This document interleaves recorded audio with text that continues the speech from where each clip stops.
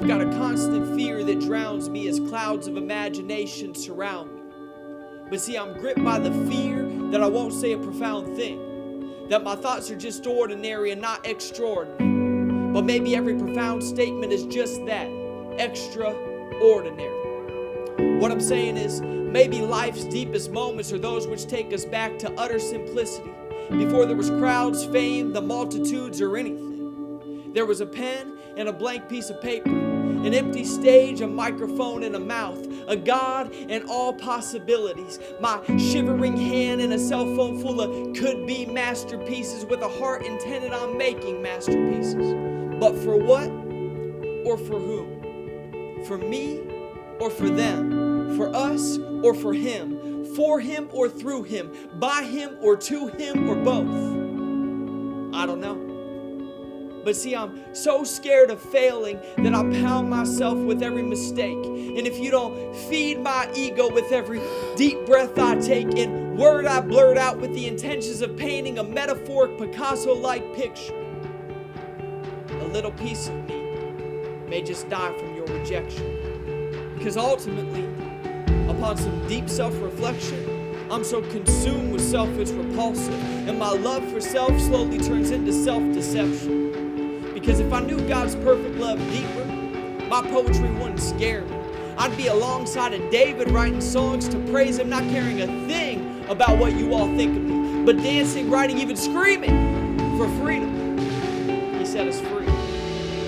But see, the reality is, I don't feel very free when I write. Because on one lonely night when you can't fall asleep, all alone in your room and you start to get the creeps, you could hop out of bed and you could stumble upon the web and you could find a poet you never heard of or have read, and you could give me a chance but not like what you hear.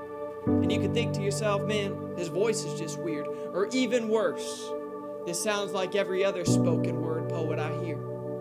And you could question my creativity and why I write in the first place. Once again, a little piece of me may just die that day. Without us even meeting, speaking, or having any connection, one word or critique from you, from any of you, and a piece of me could die from your rejection. That's if I choose to do this for you. So what if I do this for me? If I do this for me, the results could be worse. My own personal critiques will create my own hearse.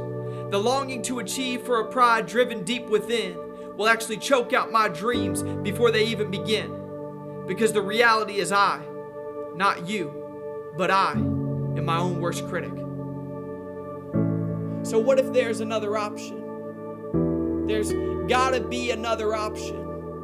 Not to do this for you and not even to do it for me, but to do it by and through the one who has planted a seed. See, he's planted a seed inside every person in the world, every single man, woman, boy, or girl. A seed that's to be shared every time we use our gifts, whether it's spoken word, poetry, art, or playing guitar riffs. See, that gift you've been given is actually not yours to keep. It's to plant more seeds so you can eventually reap. God, I'm through with the fears and the longings to be heard.